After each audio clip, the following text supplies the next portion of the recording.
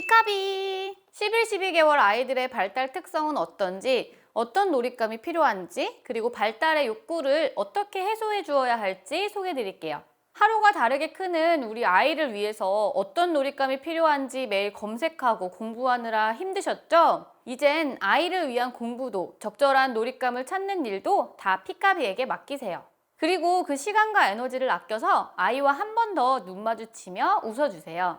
피카비와 함께라면 우리 모두 더 자신감 있는 육아를 할 수 있습니다. 11, 12개월 키트는 아기자기한 놀잇감이 많이 있죠. 이 시기는 손의 움직임이 굉장히 섬세해져서 작은 크기의 놀잇감이 필요합니다. 또 이 시기는 양손을 함께 쓰는 놀이를 시작하는데요. 양손을 동시에 정교하게 움직이는 놀이가 필요합니다. 이런 양손을 협응하는 놀이는 이후에 종이를 들고 가위질을 하거나 지퍼를 올리는 것 같은 이런 자조 기술과도 연결이 되기 때문에 아이의 독립성을 길러주는 기초가 되는 놀이라고도 할 수 있습니다.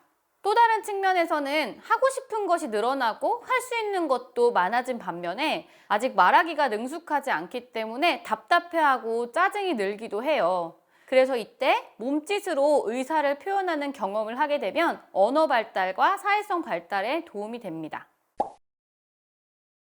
여기 피카비 자동차는 작은 놀잇감이지만 소근육 놀잇감이 아니라 대근육 놀잇감이에요. 이게 팔의 근육을 조절하고 힘을 기르는 데 도움을 주고요. 이 시기 아이들은 잡고 서는 거 참 좋아하죠. 소파나 테이블 잡고 섰을 때 이 피카비 자동차를 굴리면서 놀이하게 해주세요.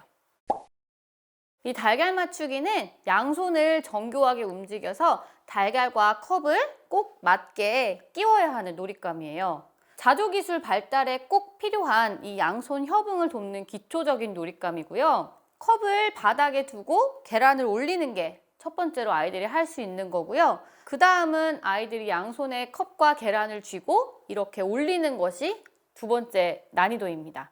그리고 이렇게 맞춘 놀잇감을 스스로 떨어뜨리지 않고 바닥에 놓는 것도 굉장히 중요한 놀이가 됩니다. 이 서랍상자와 동전은요, 대표적인 몬테소리 교구입니다. 눈앞에서 사라진 물체가 사라진 것이 아니고 영원히 존재한다는 걸 아는 대상영 속성 발달을 돕는 놀잇감이에요. 이 동전을 구멍에 맞게 넣는 과정에서 소근육을 발달시키고요. 그리고 이 상자는 다양하게 활용이 될 수 있는데요.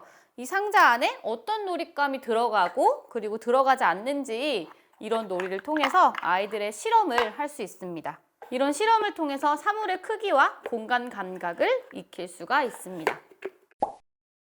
알록달록 티슈와 비밀 주머니는 당기는 움직임을 좋아하는 이 시기 아이를 위한 놀잇감입니다. 힘을 줘서 당기면 계속해서 어떤 변화가 생기는 걸 탐색하게 될 거예요. 여러 가지 물건을 여기에 넣고 비밀 주머니로도 활용할 수 있고요. 그리고 소유욕이 생기기 시작한 이 시기 아이를 위해서 예쁜 가방으로도 변신할 수가 있습니다.